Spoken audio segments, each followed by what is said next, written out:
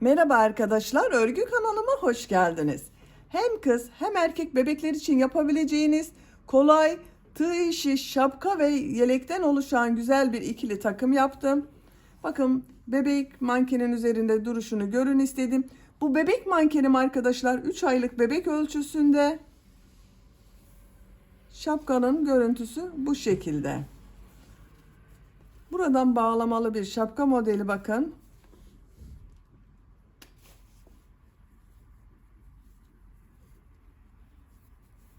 Şapka çok güzel arkadaşlar. Yelek de çok güzel.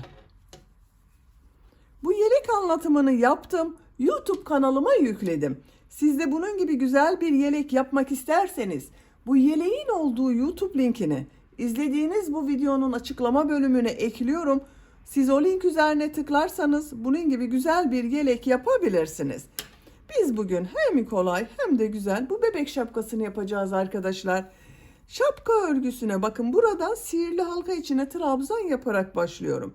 Her büyüklükte şapka için trabzan sayısını aynı başlıyoruz. Sadece burada yaptığım arttırma sırasını daha az veya daha çok yaparak küçük veya büyük yapabilirsiniz. Ben bugün bu şapka anlatımını 3-6 ay arası bebek başölçüsüne göre yapıyorum. 6 aylık bebeğin başına da çok rahat olur arkadaşlar. Siz bu şapkayı yeni doğan bebek için yapmak istiyorsanız burada yaptığım arttırma sırasını bir sıra eksik yaparsanız yeni doğan bebek için olur. Burada yaptığım arttırma sırasını bir sıra fazla yaparsanız 6-12 aylık ve 1 yaşındaki çocuklarınız için olur arkadaşlar. Bakın buradan bağlamalı bir şapka modeli. Ben şapka örgüsünde iplik olarak bu renk iplikleri kullandım. Bakın beyaz renkli iplik ile başladım. Renkli iplikler ile devam ettim. Elimde olan iplikler ile bu şapka örgüsünü ve yelek örgüsünü yaptım arkadaşlar. Siz bu şapka örgüsünü tercihinize göre her marka iplik ve renkleri kullanarak yapabilirsiniz. Her renk iplik ile çok güzel oluyor. Tığ olarak 5 numara 3 milimetre tığ kullandım. Benim elim çok sıkı değil. Yaptığım örgüler yumuşak oluyor. Sizin eliniz sıkıysa 3,5-4 milimetre tığ kullanırsanız çok daha güzel olur arkadaşlar. İplik tığı hazırlayalım. Hep birlikte bu kolay ve güzel şapka örgüsüne başlayalım. Örgü kanalıma abone değilseniz abone olmayı unutmayın lütfen. İzlediğiniz videolarıma beğeni ve yorumlarınızı yaparsanız çok sevinirim arkadaşlar. Sizlerden gelen beğeni ve yorumlar örgü kanalımın devamlılığı için çok önemli.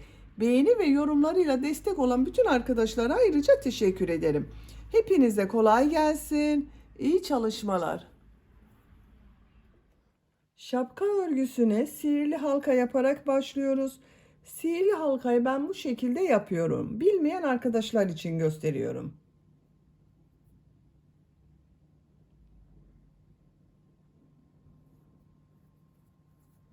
Zincir yaptım, sağlamlaştırdım. 2 zincir yapıyorum. Sihirli halka içine 12 trabzan yapıyorum.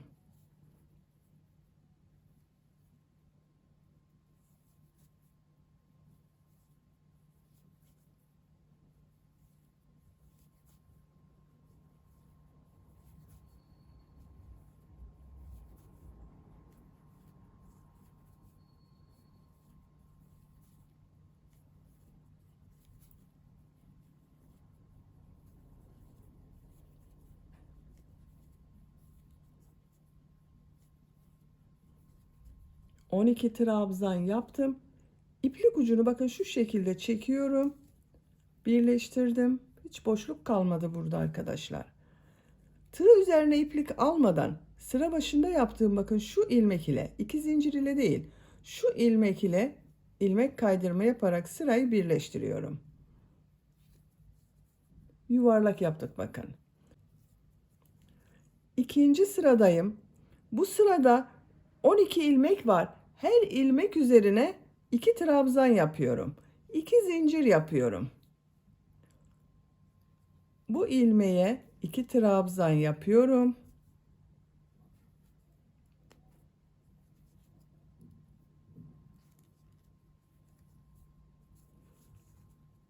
İki trabzan yapıyorum.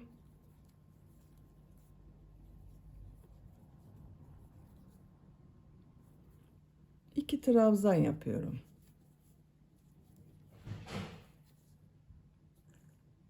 ilmeğe 2 trabzan yaparak sıra sonuna kadar devam edelim. Sıra sonuna kadar tamamladım.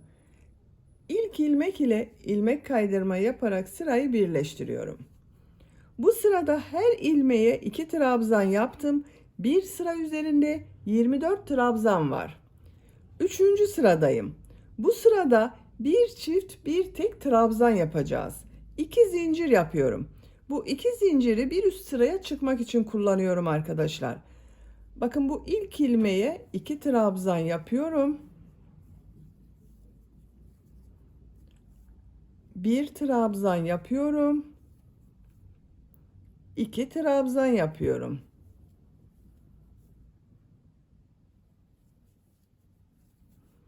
Bir trabzan yapıyorum. 2 trabzan yapıyorum. Sıra sonuna kadar devam edelim. Sıra sonuna kadar tamamladım. Son ilmeğe bir trabzan yaptım. Bakın sıra başında aynı ilmeğe 2 trabzan yaparak başladım. Bir trabzan ile bitirdim. İlk ilmek ile ilmek kaydırma yaparak sırayı birleştiriyorum. Bu bir sıra üzerinde 36 trabzan var. Her sırada 12 trabzan artıyor arkadaşlar. Dördüncü sıradayım. Bu sırada bir çift iki tek, bir çift iki tek trabzan yapıyorum. 2 zincir yapıyorum. İlk ilmeğe 2 trabzan yapıyorum. 2 ilmeğe bir trabzan yapıyorum.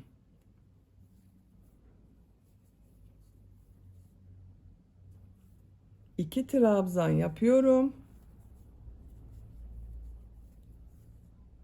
Bir trabzan yapıyorum.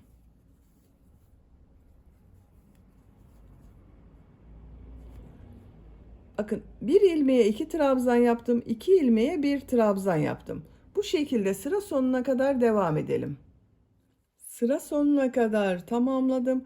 İlk ilmek ile ilmek kaydırma yaparak sırayı birleştiriyorum. Bu bir sıra üzerinde 48 trabzan var. 5. sıradayım. 2 zincir yapıyorum. İlk ilmeğe 2 trabzan yapıyorum. Bu sırada bir çift 3 tek trabzan yapacağız. 3 ilmeğe bir trabzan yapıyorum.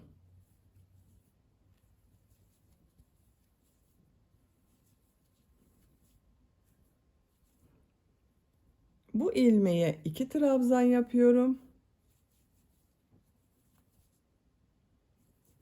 3 ilmeğe bir trabzan yapıyorum.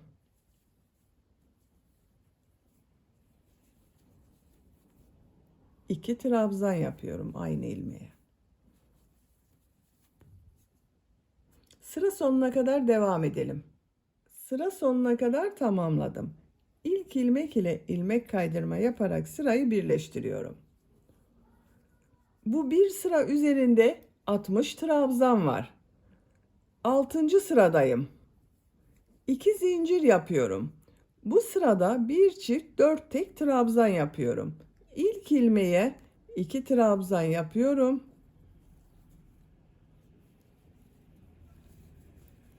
4 ilmeğe bir trabzan yapıyorum.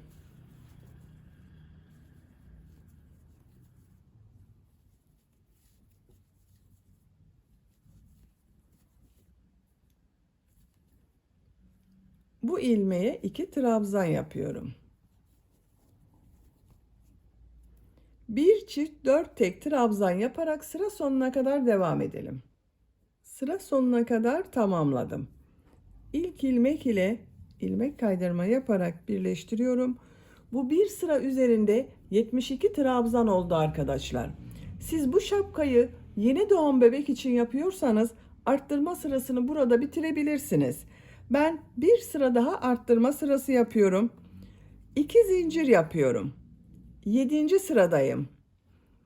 İlk ilmeğe 2 trabzan yapıyorum. Bu sırada bir çift 5 tek trabzan yapıyorum. 5 ilmeğe bir trabzan yapıyorum.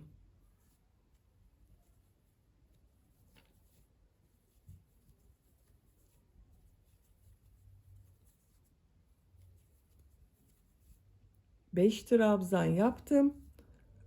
Bu ilmeğe 2 trabzan yapıyorum. 5 trabzan yapıyorum. Bir çift 5 tek trabzan yaparak sıra sonuna kadar devam edelim. Sıra sonuna kadar tamamladım. Sıra sonunda 5 trabzan yaptım. İlk ilmek ile ilmek kaydırma yaparak birleştiriyorum. Bu bir sıra üzerinde 84 trabzan var arkadaşlar. Arttırma sırasını ben burada bitiriyorum. Siz biraz büyük yapmak istiyorsanız bir sıra daha arttırma yapabilirsiniz. Bir sonraki sırada bakın bir çift 6 tek, bir çift 6 tek şeklinde arttırma yapabilirsiniz. Şu genişliği ölçüyorum. 13 santimetre genişlik var arkadaşlar. Bu benim yapacağım ölçü için yeterli. Bir zincir yapıyorum. Aynı ilmeğe bir trabzan yapıyorum. Diğer ilmeklere trabzan yapıyorum. Arttırma yapmıyorum bakın. Trabzanlar yapıyorum. Trabzan yapacağız arkadaşlar. Bakın buraya kadar. Bu bölümü boş bırakacağız. Bebeğin boyun bölümüne gelecek olan yerde 15 ilmeği boş bırakacağız. Buraya kadar devam edelim. Buraya kadar trabzan yaptım. 2, 4, 6, 8, 10, 12, 14, 15 ilmeği boş bıraktım arkadaşlar. Devam etmedim. Bu bir sıra üzerinde 69 trabzan var. Bu sırada model yerleştiriyorum. Sarı renkli iplik ile model yapıyorum.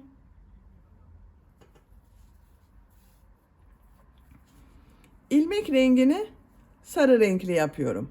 Modelleri örgünün ters tarafından yerleştiriyoruz. Bakın örgünün düz tarafı burası arkadaşlar. Ters tarafı burası. Bir zincir yapıyorum. Bakın örgüyü çeviriyorum. Ters taraftan model yerleştiriyorum.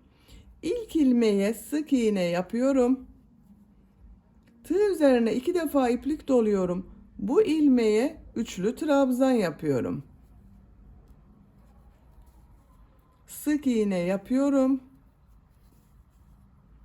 Bakın üçlü trabzanı bilmeyen arkadaşlar için gösteriyorum.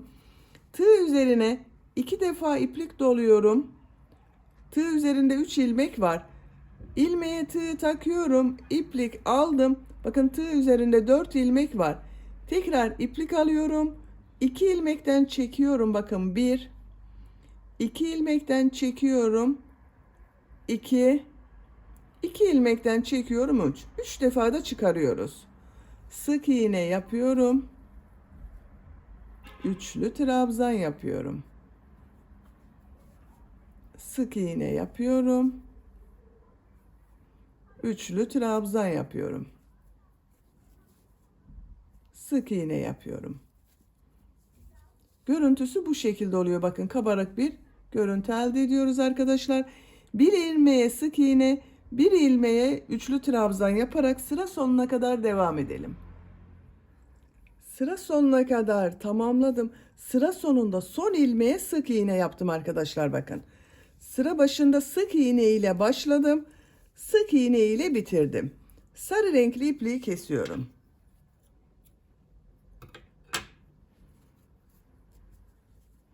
Bakın modeller bu şekilde oldu arkadaşlar. Burada beklettiğim beyaz renkli iplik ile devam ediyorum. Sık iğne üzerinde bulunan ilmeğe tığ takıyorum. Bakın ilmek rengini beyaz yaptım. Bir zincir yapıyorum. Bu sırada trabzan sırası yapıyorum. Aynı ilmeğe trabzan yapıyorum. Bakın model üzerinde bulunan şu ilmeğe trabzan yapıyorum. Sık iğne üzerine trabzan yapıyorum. Model üzerine trabzan yapıyorum. Her ilmeğe trabzan yapıyoruz. Sık iğne üzerine trabzan yapıyorum. Model üzerine trabzan yapıyorum.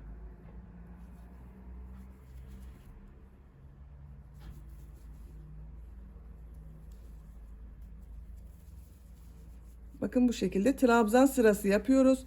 Sıra sonuna kadar devam edelim. Sıra sonuna kadar tamamladım. Beyaz renkli ipliği burada bekletiyorum. Pembe renkli iplik ile modele devam ediyorum. Bakın model görüntüsü bu şekilde. Buradan devam etmiyorum arkadaşlar. Size söylemiştim bakın. Modeli örgünün ters tarafından yerleştiriyoruz diye. Buradan devam ediyorum. Pembe renkli iplik ile buradan bir ilmek yapıyorum. Bir zincir yaptım, sağlamlaştırdım. İlk ilmeğe sık iğne yapıyorum. Tığ üzerine 2 defa iplik doluyorum. Üçlü trabzan yapıyorum. Sık iğne yapıyorum. Üçlü trabzan yapıyorum. Sık iğne yapıyorum. Üçlü trabzan yapıyorum. Sık iğne yapıyorum. Sarı renkle yaptığımız modelin aynısı bakın. Sıra sonuna kadar devam edelim. Sıra sonuna kadar tamamladım. Son ilmeğe sık iğne yapıyorum. Beyaz ilmeği bakın bunun içinden çekiyorum. İlmek rengini beyaz yaptım. Bir zincir yapıyorum. Örgüyü çeviriyorum. Bakın pembe renkli iplik ile de model sırası yaptım. Beyaz renkli iplik ile trabzan sırası yapıyorum. Şu pembe renkli ipliği altta tutuyorum bakın. İlk ilmeğe trabzan yapıyorum. Model üzerine trabzan yapıyorum. Sık iğne üzerine trabzan yapıyorum. Her ilmeğe trabzan yapıyoruz.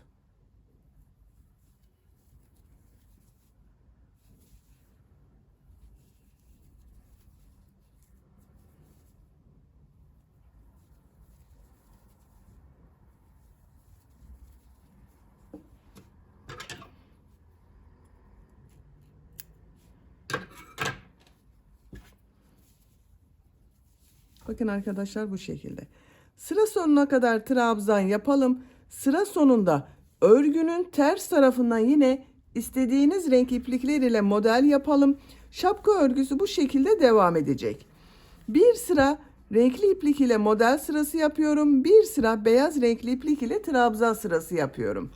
Şapkanın örgüsüne model sırasını tekrarlayarak devam edelim.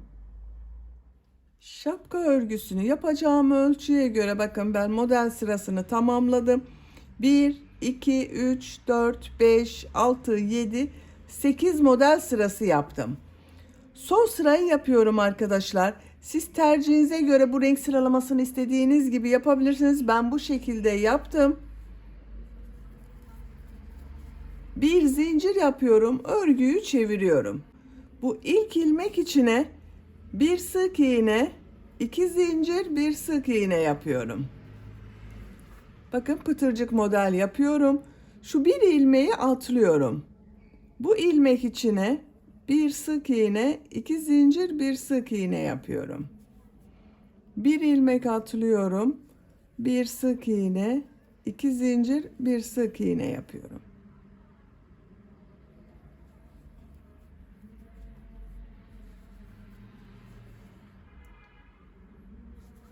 Sıra sonuna kadar devam edelim. Sıra sonuna kadar pıtırcık model yaptım. Bakın görüntüsü bu şekilde oldu.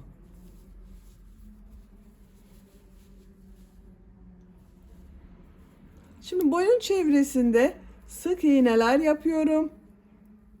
İlk ilmeğe bakın sık iğne yapıyorum. Sık iğne sırası yapıyorum.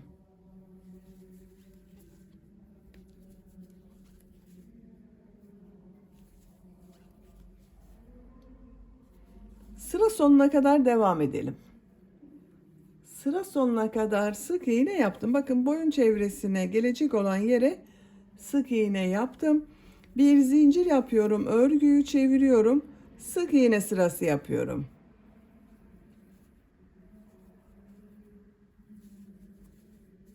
Sıra sonuna kadar devam edelim. Sıra sonuna kadar sık iğne yaptım. Görüntüsü bakın bu şekilde oldu. Şimdi buraya bir ip kordon yapıyorum arkadaşlar. Bakın bir ip kordon buraya, bir ip kordon da buraya yapacağız. İlk ip kordonu buraya yapıyorum. İp kordon yapmak için zincirler yapıyorum.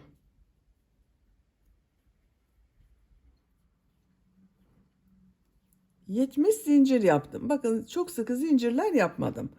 Bu 70 zincirin kaç santimetre olduğunu ölçüyorum. 26 santimetre zincir uzunluğu var arkadaşlar. Bu ip kordon uzunluğunu siz tercihinize göre daha uzun veya daha kısa yapabilirsiniz. Şimdi bu zincirler üzerine sık iğne yapıyorum. Bir ilmeği atlıyorum.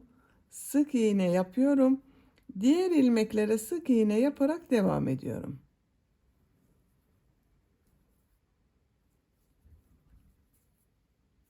Sıra sonuna kadar devam edelim. Sıra sonuna kadar bakın sık iğne yaptım. Boyun çevresinde devam ediyorum sık iğne yapmaya.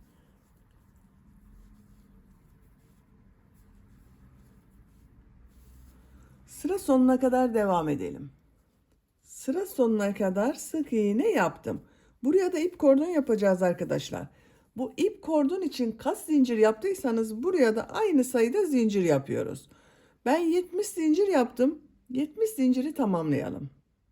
70 zincir yaptım. Bir ilmek atlıyorum, sık iğne yapıyorum. İlmekler üzerine sık iğne yapıyorum. Sıra sonuna kadar devam edelim. Sıra sonuna kadar sık iğne yaptım. Bakın bu son yaptığım ilmeği şu ilmek ile ilmek kaydırma yaparak birleştiriyorum. Bakın buranın devamı oldu. İpliği kesiyorum.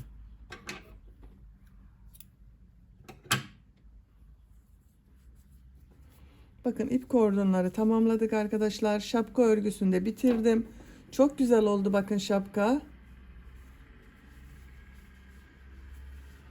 Bitmiş olarak ölçülerini söylüyorum.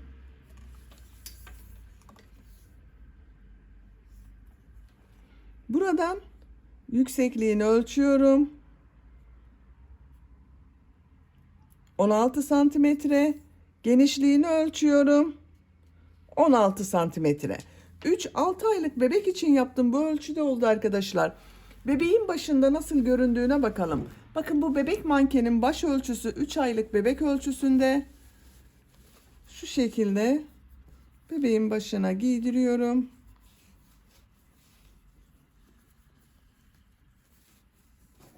Bakın görüntüsü bu şekilde oldu.